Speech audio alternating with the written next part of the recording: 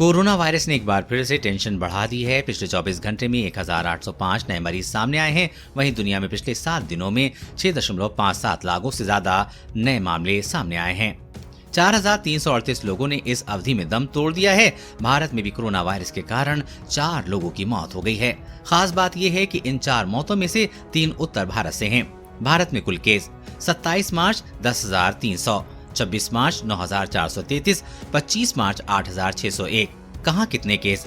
केरल में सबसे ज्यादा 2,471 केस, महाराष्ट्र में 2,117 केस, गुजरात में 1,697 केस, कर्नाटक में 792 केस, तमिलनाडु में 608 केस, दिल्ली में 528 केस। पिछले 24 घंटे में जिन राज्यों में मौत दर्ज हुई है उसमें देखकर लगता है कि कोरोना वायरस दक्षिण और मध्य भारत के बाद अब उत्तर भारत में भी हावी हो रहा है। यूपी, चंडीगढ़, हिमाचल और गुजरात से एक एक मौत दर्ज हुई है, यानी कि 4 मौतें। इसके अलावा केरल ने 2 पुरानी मौतों को भी बीते 24 घंटे में कोरोना से हुई मौतों में दर्ज किया है। पिछले 3 सालों में अब तक कुल मामलों की संख्या की बात की जाए तो यूएसए के बाद भारत में अब तक सबसे ज्यादा कोरोना मरीज मिले हैं। लेकिन फिलहाल दुनिया में रोजाना नए मामलों के हिसाब से देखें तो भारत 7वें नंबर पर आता है।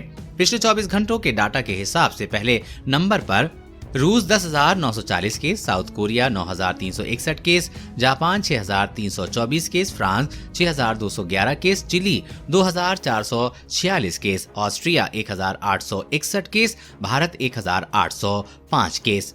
भारत में इस वक्त दैनिक पॉजिटिव रेट 0.08% और वीकली पॉजिटिविटी रेट 0.08% है। हालांकि चीन ने कोई विश्वसनीय डाटा अभी तक शेयर नहीं किया है, लेकिन WHO के मुताबिक चीन में कोरोना संक्रमितों की संख्या 9.9 करोड़ पर पहुंच गई है, जबकि अब तक 1,20,775 लोगों की मौत हो चुकी है।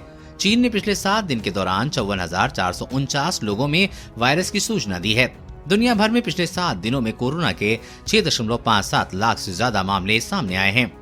पिछले 7 दिनों में 4,338 लोगों की मौत हुई है। देश में अब सक्रिय मामलों की दर 0.02% है, यानी प्रति 100 लोगों में कितने संक्रमित हैं। रिकवरी रेट 98.8% पर पहुंच चुकी है। कोरोना के बढ़ते मामलों ने एक बार फिर चिंता बढ़ा दी है। ऐसे में इससे निपटने के लिए सरकार 10 और 11 अप्रैल को राष्ट्रीय स्तर पर मॉक ड्रिल करने वाली है। मॉक ड्रिल में ICU bed, medical equipments, oxygen और मैन पावर की उपलब्धता सुनिश्चित की जाएगी।